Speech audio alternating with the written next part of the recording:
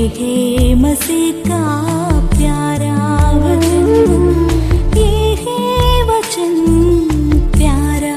परमेश्वर के धन्य नाम की महिमा हो। प्रभात मनन के सत्र 2490 में आप सभी का बड़े प्रेम के साथ स्वागत करता हूं। आइए आज के मनन के लिए हम पढ़ते हैं पत्रस की दूसरी पत्री, दूसरा अध्याय, पद 18 और 19। वे व्यर्थ घमंड की बातें कर करके दुश्मन के कामों के द्वारा उन लोगों को शारीरिक अभिलाषों में फंसा लेते हैं जो भटके हुओं में से अभी निकल ही रहे हैं। वे उन्हें स्वतंत्र करने की प्रतिज्ञा तो करते हैं, पर आप ही सड़ाहट के दास है, क्योंकि जो व्यक्ति जिससे हार गया है वह उसका दास बन जाता है। झूठे शिक्षकों के बारे में पत्रस विश्वासियों को इस अध्याय में समझा रहा है। मैंने ये बात पहले भी आपको बताया था। 18वीं पद की ओर जब हम आते हैं, झूठे शिक्षकों के बारे में एक और संकेत पत्रस देते हुए आप देख सकते हैं। विभिन्न पापों में जीवन बिताने वाले लोग जब उन पापों पर पश्चाताप करते हुए मसीह विश्वास में आते हैं, इन झूठे शिक्षकगण उन्हें पुनः उनके पूर्व के पापों को करने के लिए विवश करते हैं। ये बहुत ही निंदनीय एक बात है। मान लीजिए कि पूर्व में चोरी करते हुए जीवन बिताए हुए एक व्यक्ति अपने पापों पर पश्चाताप करते हुए विश्वास में आता हो और वह देखता हो कि कलीसिया के अगुवे ही बड़ा रुपये का लोभी है, तो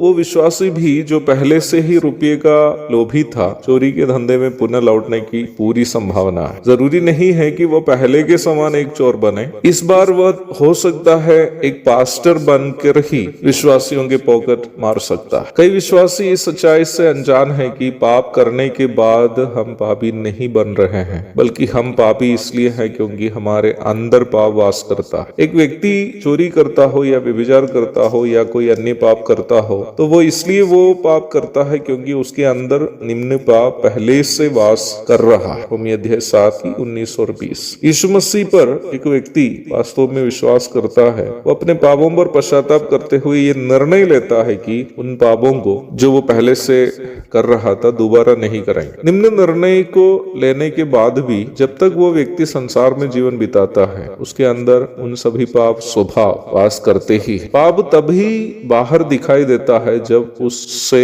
पाप करने का अवसर मिलता है। आराधना सभा में जहाँ कलीसिया के सभी सदस्य उपस्थित है, वहाँ कोई दूसरी बहन या दूसरे भाई के साथ बदतमीजी से व्यवहार नहीं करता है। बदतमीजी से तभी कोई व्यवहार करता है जब ऐसे करने के लिए अवसर मिलता है। यहाँ मैं अनैतिक जीवन के बारे में बता रहा हूँ। रोमी 7 की 8 में पौलुस कहता है, परंतु पाप ने अवसर पाकर आज्ञा के द्वारा मुझ में सब प्रकार का लालच उत्पन्न किया। कोई चोर नहीं होने का यह प्रमाण नहीं है कि उसको चोरी करने का अवसर नहीं मिला इसलिए चोरी नहीं किया, क्योंकि पाप का स्वभाव जो हमारे अंदर है वो तभी बाहर आता है जब हमें निम्न पाप करने का अवसर मिलता है। झूठे शिक्षकों का एक काम यह है कि पाप से पश्चाताप करके विश्वास में आए हुए लोगों को अपने पुराने पापों में पुनः फंसा देते हैं। अनेकों उदाहरण इस विषय में आपके साथ साझा करने के लिए मेरे मन में है, लेकिन एक खुला प्लेटफॉर्म जैसे प्रभात मनन है, मुझे लगता है कि इन बातें कहने की सीमा होती है। जब से पत्रस की दूसरी पत्री का इस दूसरा अध्याय का अध्ययन हम शुरू किए, कुछ लोग जिसमें अगुवे लोग भी है, खुद प्रभात मनन से हटने के साथ साथ अपने कलीसिया के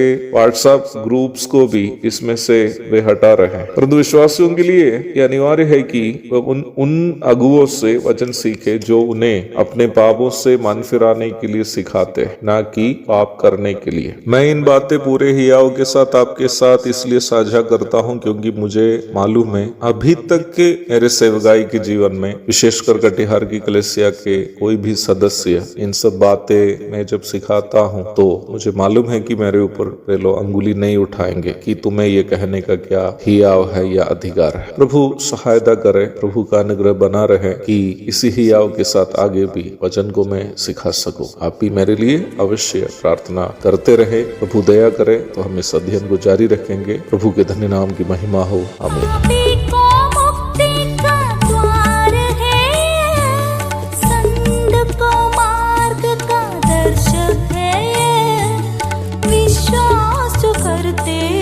उसके लिए अनंत जीवन का साधन है।